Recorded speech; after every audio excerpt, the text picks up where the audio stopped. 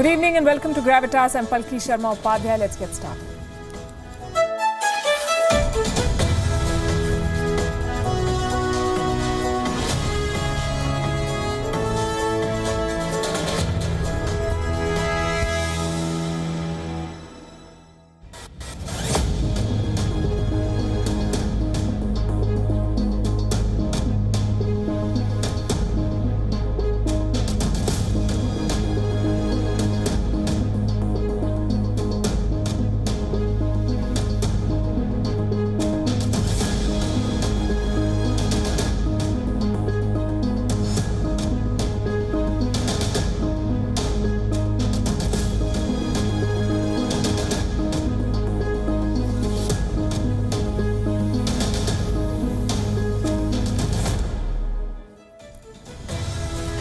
Xi Jinping took office in March 2013 and within 6 months he announced his biggest foreign policy move, the Belt and Road Initiative, earlier called OBOR, One Belt, One Road. Whatever be the name, the motive was always the same, setting up Chinese colonies the world over.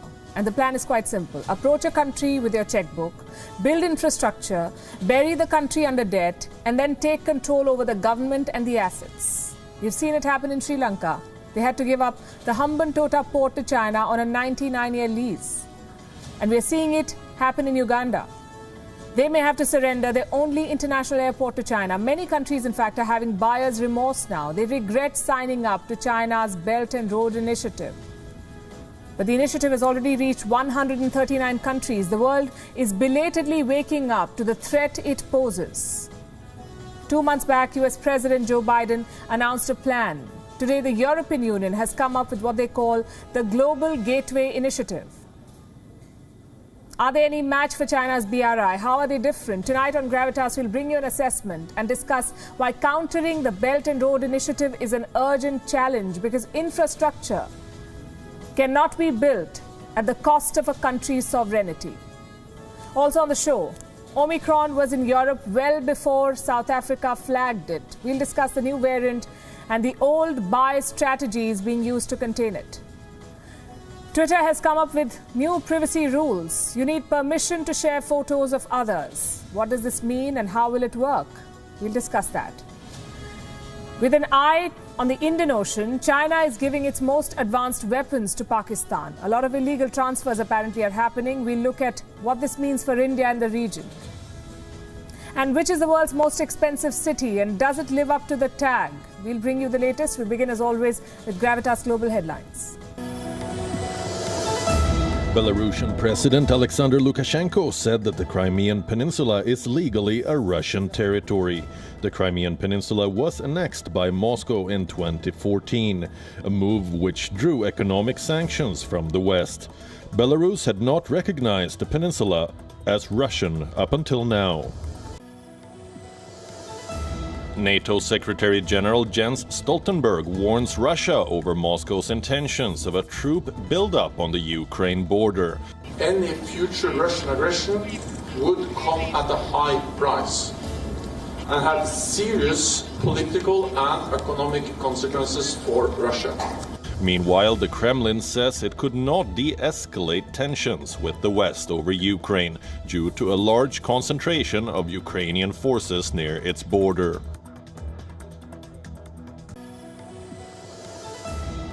Ethiopian Prime Minister Abiy Ahmed says that his enemies had been defeated and promises to recapture territory in Amhara from the Tigrayan forces. Abiy Ahmed had earlier announced he would head to the battlefield to fight the Tigrayan rebels.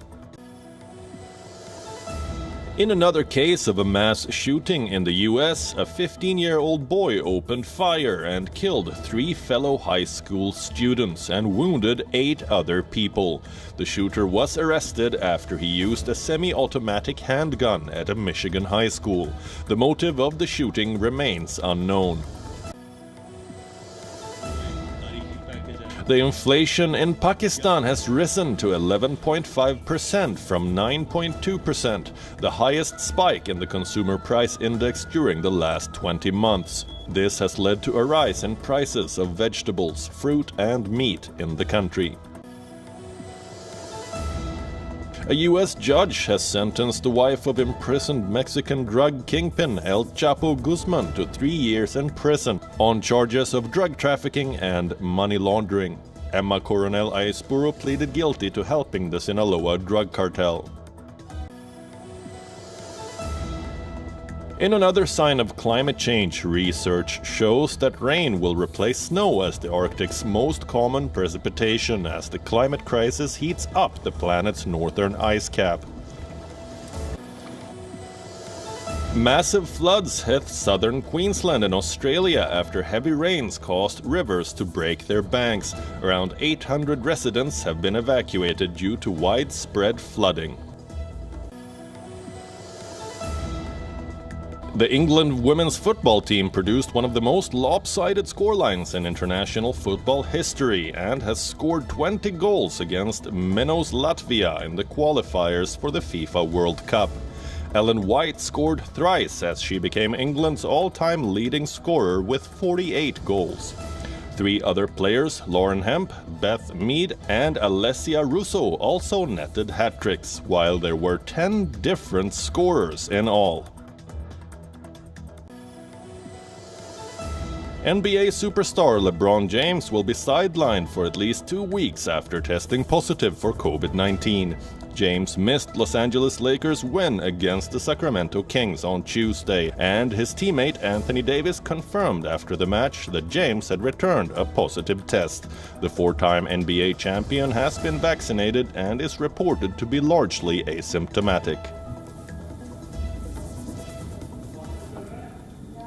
China's Belt and Road Initiative is finally being challenged. The world's biggest democracies are waking up. They don't want to sit on the sidelines and watch China colonize vulnerable states. So they're coming up with alternatives. Earlier this year, the United States pitched the B3W, Build Back Better World, B3W. Today it was the European Union's turn. Yes, the Europeans have a plan too for a change. They're calling it the Global Gateway Initiative. Another grand plan to build infrastructure, another challenger to China's Belt and Road Initiative, another prescription to treat China's neo-colonialism. The Belt and Road Initiative is a threat. The world knows this very well by now. China executes its debt-trap diplomacy through BRI. It's how China swallows more territory and makes independent nation-states bend to its will. World powers are recognizing this threat, and they're finally ready to do something about it. But how good are these alternatives? Are they viable? And most importantly, can they catch up with China's infrastructure juggernaut? On Gravitas tonight, we'll bring you an assessment. First, let's tell you about European Union's plans. How will the EU counter the BRI? Well, this is what they propose. The EU will invest $340 billion over the course of 7 years, $340 billion. The money will be spent on developing countries. It will be in the form of private and public investments. So where will they use this money? 4 key areas have been identified: digital, transport, energy, and health. It will invest around the world to support our priorities, that is the green and the digital transition. Think, for example, of investment in clean hydrogen. We have partner countries that have an abundance of renewable energy. Think of wind or solar to produce hydrogen, which is of interest for them as well as us. Or think of underwater data cable connecting to continents, for example, as a project. Global Gateway will also focus on transport links, healthcare capacities. I said at the beginning that the global health security is one of the big topics. Sounds familiar, doesn't it? That's how all infrastructure projects sound. One big financier gives out loans, infrastructure gets built, and then the creditors have to pay back those loans. If this is Europe's plan, how is it different from China's BRI? Well, here is what the EU document says, and I'm quoting: the EU will offer its financing under fair and favorable terms in order to limit the risk of debt distress. Partners will have to adhere to, and I'm quoting again, the rule of law, upholding high standards of human, social and workers' rights, and respecting norms from international rules and standards to intellectual property. Let me break the jargon for you. The EU is basically saying that its loans will not be a debt trap and the projects will uphold human rights. Well, will this sales pitch be enough to beat China? We don't know that yet. But here's what we can say for sure. The European Union is a laggard in this race. China announced the Belt and Road Initiative in 2013. That was more than 3,000 days ago.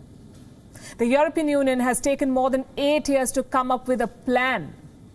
It's a desperate attempt to close the gap. Look at what China has already accomplished in these last 8 years. 139 countries have joined the Belt and Road Initiative so far, 139. More than 1,800 projects have been announced. Their total value is well over $2 trillion. $2 trillion. Almost 13% of the projects have already been completed. They're worth more than $288 billion.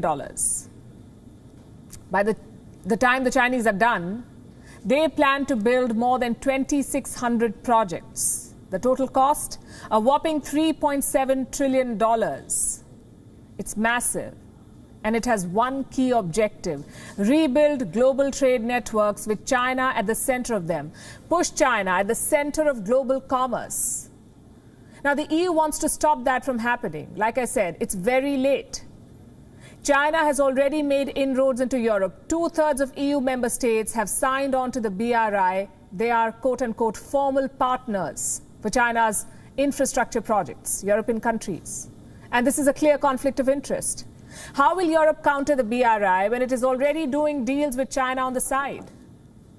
Yes, there is a desperate need for an alternative to BRI, but the world has not been able to come up with a serious contender yet. Joe Biden's plan, Build Back Better, is still in its early days. It was launched in June this year. It has the backing of G7 nations. The promise is to spend $40 trillion on infrastructure projects by 2035. It sounds good, except for one tiny detail. Where will the money come from? Will the United States fund these projects? Or will someone else do it? And by when? There are no clear timelines. As of today, Build Back Better World, B3W, is only on paper. Here's another one that has taken off. India and Japan, they joined hands to take on the BRI. This partnership was announced in 2017. The pitch was a familiar one: high-quality infrastructure with responsible financing. But the scope of this partnership has been limited. So far, India and Japan have collaborated in just 3 countries: Sri Lanka, Bangladesh and Myanmar. It's a good start, but it's far behind the BRI. China's Belt and Road has a presence in 139 countries, so the world clearly needs to do more, and soon. Democracies need more firepower to challenge China. They need to be in a war mode. They can't afford to be caught in bureaucracy. Because make no mistake, this is war, 21st century colonialism. The BRI is not just an infrastructure project, it's a weapon in the hands of Xi Jinping, and China uses the BRI to export authoritarianism. Chinese ports and foreign lands are meant to double up as military bases, and Chinese debt is meant to enslave governments and grab their assets. So if the world is serious about challenging the Belt and Road, it needs to go beyond speeches and proposals, start delivering projects at scale. Because the race to control the 21st century has already begun, and right now, China has the lead. So infrastructure opens doors for China. It's how China gains entry into a country to build influence. Infrastructure also gives the Chinese a permanent base. And once that is ready, Beijing launches operations for strategic gains. Case in point, Pakistan. America's grip on Pakistan is slipping because they're demanding accountability belatedly, but doing it nonetheless. Meanwhile, China is arming Pakistan with nuclear weapons, no less. A major revelation has come out. The Pakistani military recently got a weapons upgrade courtesy China. What did they get? Look at the list. The JF-17 fighter jets, they will replace the American F-16s. A-100 multiple rocket launchers, VT-18 tanks, and HQ-16 helicopters. This is top-of-the-line Chinese military equipment, and China is not just supplying these weapons, it is also sharing know-how. It is teaching Pakistan how to develop nuclear weapons. Reports say China has shared nuclear missile components, warhead designs, and even highly enriched uranium with Pakistan. And this should ring alarm bells worldwide. Pakistan is rapidly ramping up its nuclear arsenal with China's help. Where is the nuclear suppliers group? Well, they remain in the dark. Once again, thanks to Beijing. Reports say China helped Pakistan circumvent rules of the nuclear suppliers group. Honestly, the story is not new, though. China has been giving Pakistan nuclear aid for decades now. It happened for the first time in the 1980s. That's when China passed an entire design for a nuclear weapon to Pakistan. And since then, Beijing's support has been steady. Look at these two missiles on your screen. One is Pakistan's Shaheen-1. The other is China's D-15 nuclear missile. Two different missiles of two different countries, but experts say they're remarkably similar. And here's why. In 1991, Pakistan obtained 34 nuclear missiles from China. Then Beijing helped Islamabad build an assembly plant for the same missile. The product of this collaboration was the Shaheen-1 nuclear missile. So it wouldn't be wrong to say that Pakistan copied either parts of or maybe even the entire Chinese missile. So why is China helping Pakistan's nuclear program? To counter India, of course. China sees Pakistan as a nuclear deterrent against India. It's like an insurance policy, one that achieves two objectives. Number one, it ensures that Pakistan is not the weak link in the event of a two-front war. And number two, it can change the balance of power in the Indian Ocean. In Pakistan, China gains the ability to target Indian interests on the high seas. And it's working towards this end. Let me show you a report that came out earlier this year. It described a secret operation, an operation that is underway in Beijing. The Pakistani embassy in China is directly involved in this mission. They have what they call a scientific affairs division. And it has been engaged in illegal transfer of resources used to build nukes in Pakistan. This is basically a racket for illegal equipment transfer. In one of the cases, Pakistani weapons manufacturers needed high-grade carbon fiber.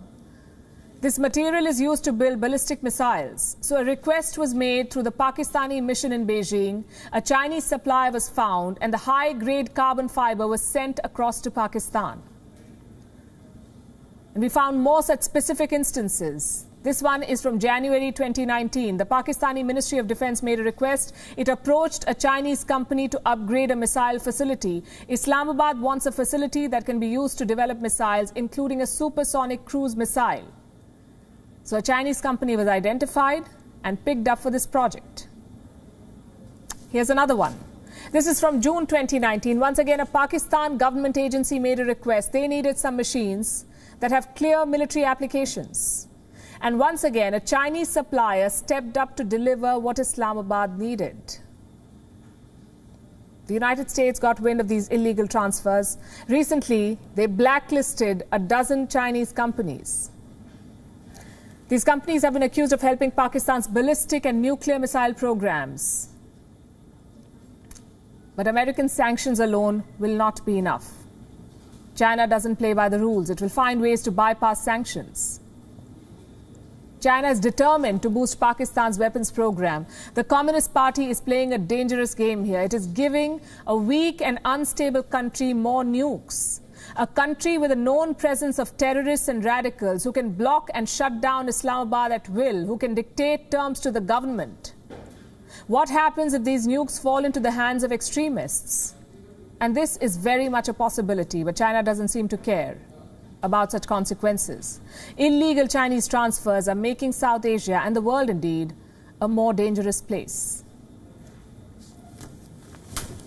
So China is arming rogue state lackeys. It is putting expansionism and power over democracy. What about the other side? How is the Alliance of Democracies responding? Well, they found a new rallying cause in Taiwan. It is the toughest tightrope in diplomacy. Let me tell you why. Most major nations recognize China, but not Taiwan. They don't have embassies, they don't have ambassadors. Taiwan basically has a non-official status. Do you know why countries do this? Not because they don't like Taiwan, but because they're scared of China. But now things are slowly changing. Take Japan, for instance. They always supported Taiwan, but behind closed doors. They had a problem mentioning Taiwan in public statements or having joint patrols near the island. Well, not anymore. Top Japanese leaders are now openly supporting Taiwan. Like former Prime Minister Shinzo Abe, he joined a virtual forum hosted by a Taiwanese think tank, and simply put, he let it rip. No half measures, no pull punches. This former Prime Minister was sending a direct message to Xi Jinping. Listen to this. The armed encroachment on Taiwan is a major danger to Japan's territory, whether geographically or spatially. A Taiwan emergency is a Japanese emergency, and therefore an emergency for the Japan-US alliance. People in Beijing, President Xi Jinping in particular, should never have a misunderstanding in recognizing this. Everyone in the world should once again review the map of this area and the surrounding waters.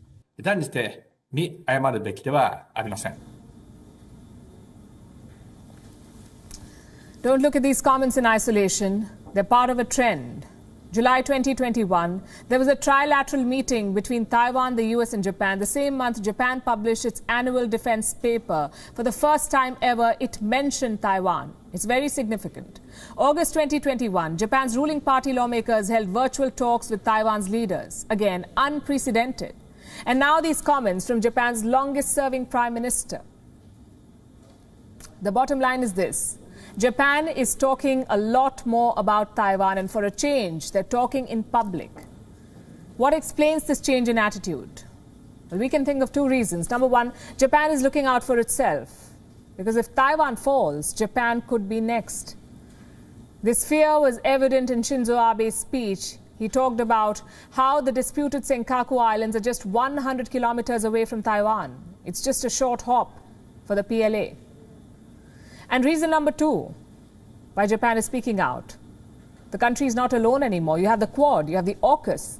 Everyone is charting plans to take on China, and this gives Japan some insurance. Having said so, don't expect them to go beyond public statements just yet. China continues to be Japan's largest trading partner. They buy 22% of all Japanese exports. So Shinzo Abe's comments are not meant to escalate, they're meant to deter. In fact, Britain is trying something similar. Their spy chief believes that China could attack Taiwan, not because of strategy, but out of overconfidence. Let me read it out for you. Listen to this. Beijing believes its own propaganda about Western frailties and underestimates Washington's resolve. The risk of Chinese miscalculation through overconfidence is real.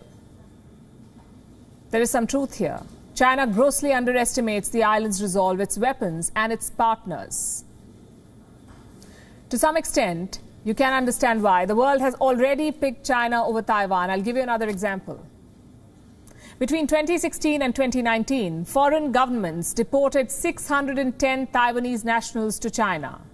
Think about it. These are Taiwanese citizens. They have no family in mainland China. They had a Taiwanese passport, but they ended up being handed over to Beijing. What do you think happened to these people? Reports say 2 of them were seen apologizing on state TV, and they're probably the lucky ones. The world must stop normalizing China's violent land grabs. We saw it in Tibet. We're seeing it again in Hong Kong. China tears up international treaties and responsibilities, and the world simply watches on. Here's what it can do instead. Raise the stakes. Show China that invading Taiwan will have real consequences. That's what Shinzo Abe did. I'll go back to what he said, and I'm quoting here. A military adventure would be the path to economic suicide. We must keep reiterating that peaceful ties between China and Taiwan are the only option. Now, China doesn't understand peace, but it does understand violence. And the only thing that can deter China is the prospect of an unwinnable war. Speaking of which, the virus from China is proving to be one of those things. You know what they say, we humans continue making the same mistake over and over again till we learn from our mistakes, till we learn our lessons from it. Omicron is the result of one such mistake. It is a reminder for us to learn from the pandemic as we head into another year of the Wuhan virus. It is the 1st of December today. We are heading towards the holiday season. Christmas is not too far away. We are just 30 days away from a new year. December comes with the promise of a new start. But this December, the world is engulfed in the fear of reliving the past. The reason is Omicron. It has been labelled a variant of concern. But you know what's more concerning than this mutated virus? The world's response to it. Instead of planning, we are panicking. Instead of cooperating, we are isolating. Instead of distributing vaccines better, we are discriminating. So this 1st of December, instead of the regular pandemic updates, let me give you some pandemic philosophy on what not to do as we head into a new year. Let's start with a map. This is our world. Currently, over 23 countries have reported Omicron infection. 23. The list includes Australia, Austria, Belgium, Brazil, Botswana, Canada, the Czech Republic, Denmark, France, Germany, Hong Kong, Italy, Japan, the Netherlands, Nigeria, Portugal, Saudi Arabia, Spain, Sweden, and the United Kingdom. Now, there's an equally long list of the countries that have imposed travel restrictions. This list includes the US, the UK, Singapore, Germany, the Netherlands, among others. They've all banned travel from South Africa. Why? Because they're panicking. And they're also punishing South Africa for flagging the variant. South Africa reported the Omicron variant on the 24th of November. It now turns out that the Netherlands had Omicron cases well before that. The variant was found in samples taken on November 19th. That's almost a week of difference. And begs the question, whether the mutation originated in Europe. The answer is we don't know. But what we do know is that rich countries have decided who the villain is. They have not banned travel from the Netherlands, but they have refused to allow flights from South Africa to land. Why? Because it is easier to isolate an African country than a European one. And to what end? Are these bans even working? Are countries being able to protect themselves by cutting off from South Africa? The answer is not. No, they're not. Saudi Arabia had banned flights from South Africa, but earlier today, Saudi Arabia reported an Omicron case. Brazil too restricted travel from South Africa, but the country reported at least 2 cases of the variant. And this should not surprise you, and I will tell you why. It's because bans do not work. They are not our weapon against the Wuhan virus. You know what is? Wuhan virus vaccines. They are the solution. But these jabs need to be put into people's arms, not stocked up in rich countries. Let's for once consider this hypothesis. Say the Omicron variant did, after all, originate in South Africa. Should you then blame the country for it?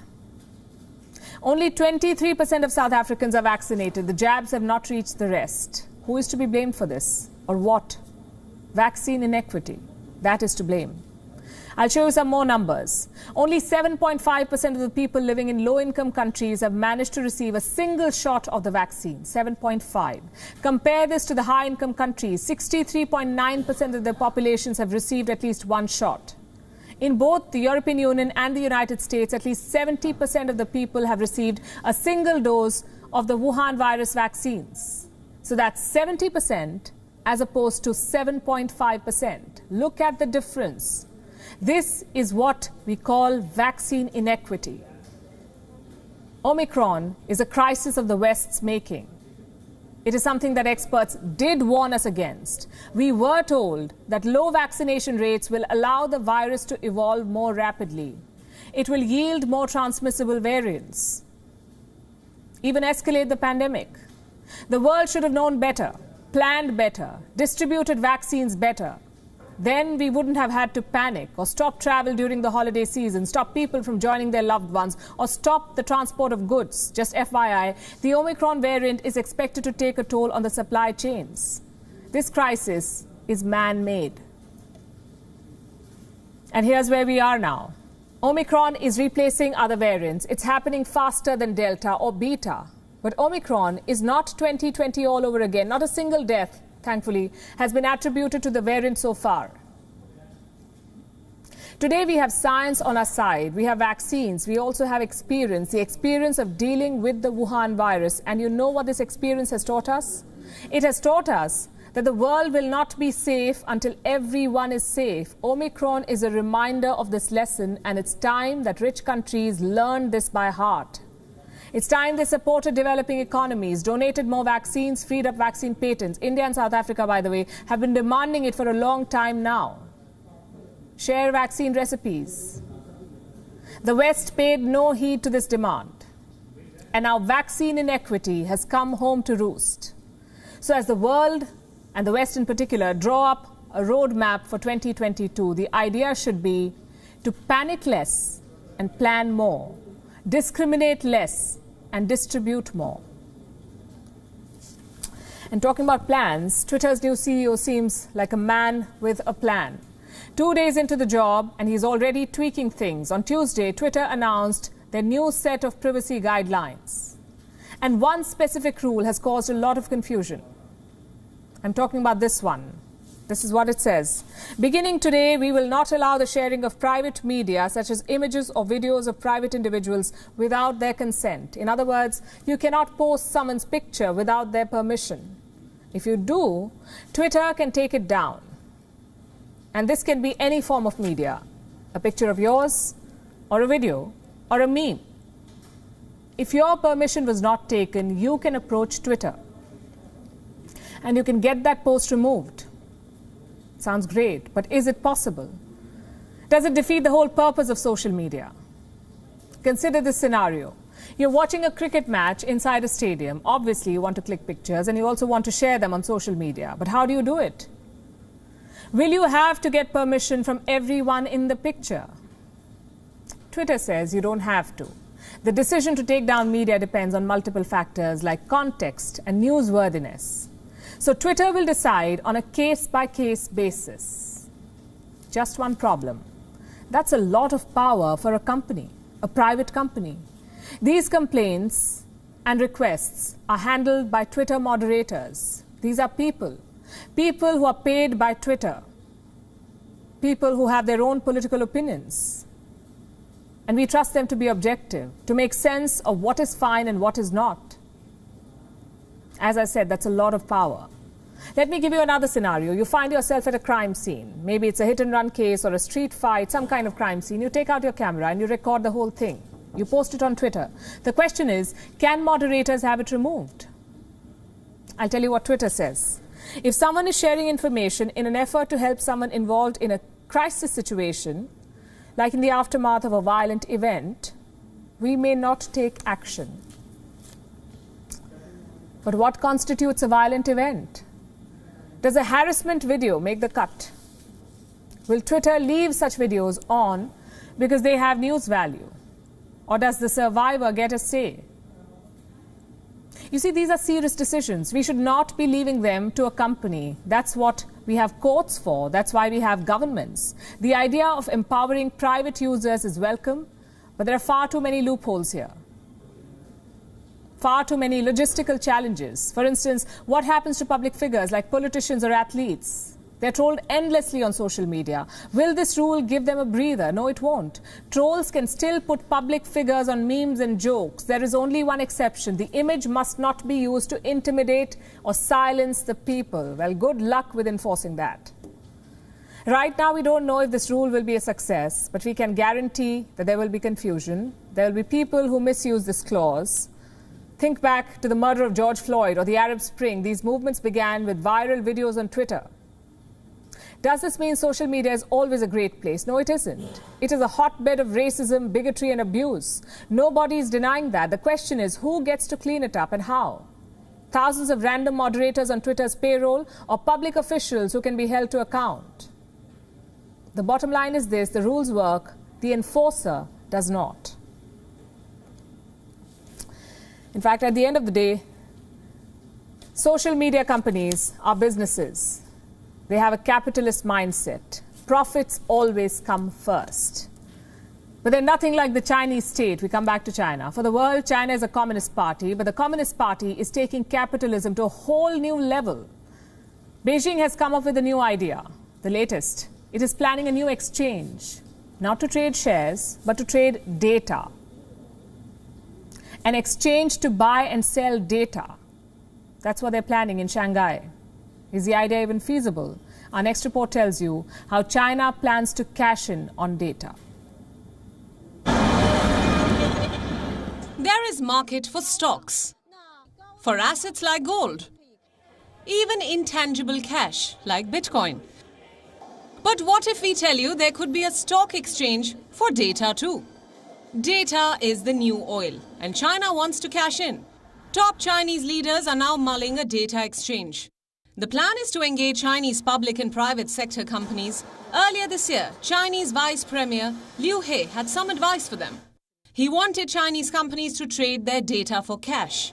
So a company could technically buy data from another source. Beijing has already given legal backing to this idea. China's new data security law allows for data sharing between internet companies. But the concept is jinxed. The Chinese government has been experimenting with this idea for a while now. In 2015, a data exchange was created in Guiyang. Xi Jinping had even visited this exchange then. But the idea never really took off. The volume of data trading was extremely low. Despite the setback, Beijing is still betting big on the failed idea. It wants to open a new, even bigger exchange to buy and sell data. Reports say a new exchange is coming up in Shanghai. Just like stocks, troves of data will be listed here. The new exchange will enable price discovery, traceability, and market access for data. Already, China has 30 big data trading platforms. At least 7 of them are owned by local governments. China is a surveillance state. It sits on one of the biggest troves of data in the world. Now China is setting up a data exchange to make money off public data. So far, Beijing has used data to exploit citizens, and now it will make money off it. Bureau Report, WION World is One. Elon Musk has a new product out. After electric cars and private space trips, he's now selling something more humble. A whistle. Not just any whistle. A whistle worth $50, 50, believe it or not. Clearly, this is not about business. So what message is Elon Musk trying to send with this cyber whistle? And does he really have time for such social media shenanigans? Because turns out, Elon Musk's SpaceX is headed for bankruptcy.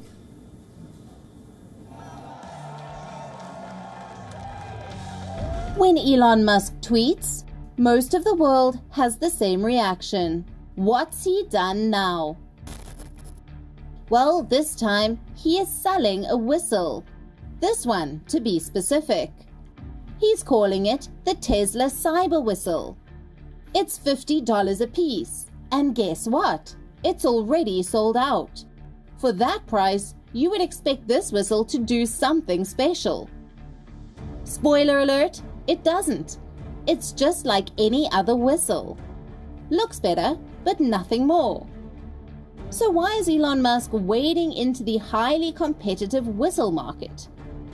Apparently, to crack a joke. Elon Musk is taking a swipe at Tesla whistleblowers, like Jessica Barraza. She was a worker at Tesla's Fremont factory, and last month she made some damning allegations. The factory was a hotbed of sexual harassment. Barraza talked about catcalls, inappropriate touching, all of which was happening on a daily basis. In the last few months, many such whistleblowers have popped up at Tesla. But Elon Musk finds it funny. His uncontrollable revenge streak is well documented. It has created colorful reports, like this one, when Elon Musk tried to destroy a Tesla whistleblower. That's Elon for you. Talks about spreading life on Mars while suppressing harassment survivors on Earth. Makes you wonder, is the whole eccentric billionaire trope losing ground? Is brand Elon Musk fading? It's certainly possible. Musk recently told his SpaceX employees that the company could go bankrupt. These were his words. "We face genuine risk of bankruptcy if we cannot achieve a Starship flight rate of at least once every 2 weeks next year. We need all hands on deck to recover from what is, quite frankly, a disaster. Looks like the Mars dream will have to wait." While his company was bleeding money, Elon Musk was busy cracking jokes on Twitter. And not even good jokes. His brand of tweeting first and thinking later has real consequences. May 2020. One tweet by Elon Musk shaved $14 billion off Tesla's share value. November 2021. Tesla stocks fell 12% after Musk wondered aloud about selling his own stake in the company. Remember, this isn't just his money. Investors have put millions of dollars into Tesla. Elon Musk isn't the first man trying to play God, and he won't be the last. But at what point does eccentricity become evil? When you mock whistleblowers, or when you joke about your investors' losses? Bureau Report, WION World is One.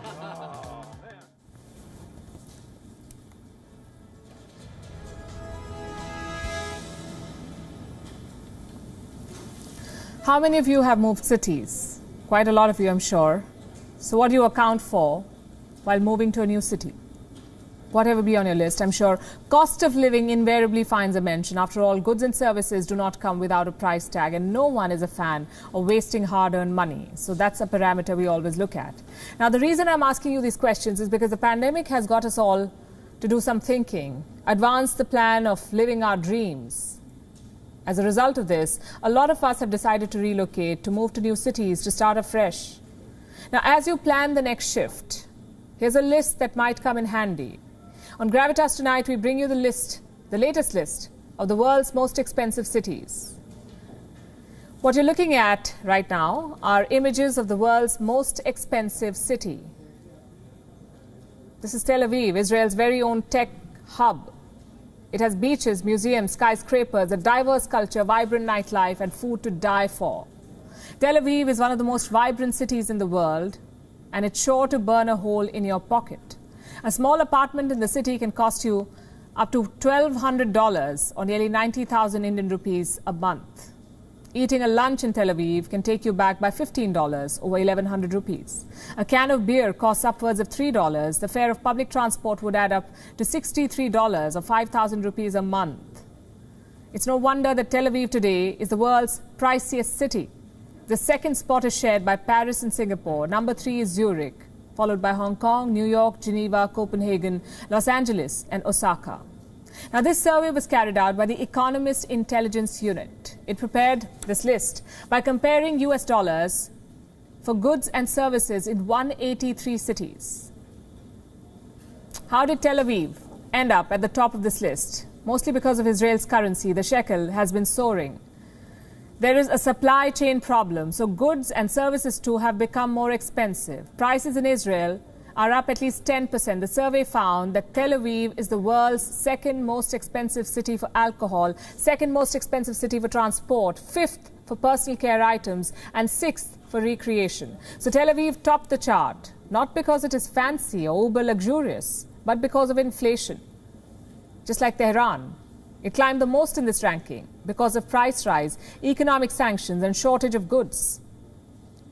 Last year, Tehran ranked 79th in the list of most expensive cities, 79.